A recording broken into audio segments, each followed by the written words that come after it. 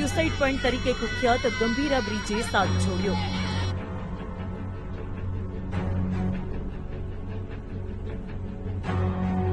તૂટતા તૂટતા પણ લોકોના ભોગ લીધા। મુજપુરા પાસેનો ગંભીરા બ્રિજ તૂટી પડતા 4 વાહનો મહીસાગર નદીમાં ખાબક્યા, જેમાં 8 થી વધારે લોકોના મોત નિપજ્યા, જ્યારે 8 થી વધુ લોકોનું રેસ્ક્યુ કરાયું। ઘણા લોકો અંદર મોતને ભેટ્યા હોવાના સમાચાર છે। સતત રેસ્ક્યુ ઓપરેશન ચાલી રહ્યું છે। કલેક્ટર સહિતના અધિકારીઓ પણ ઘટના સ્થળે છે।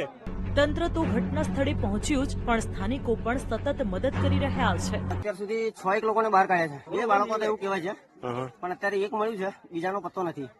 આમાંથી 6 ને પાત્રા હોસ્પિટલમાં અને 2 ને વડોદરાની સયાજી હોસ્પિટલમાં દાખલ કરાયા છે। મહી વચ્ચે એક માતાનો ભલભલાના હૃદય હચમચાવી નાખે તેવો આક્રંદ પણ સંભળાયો।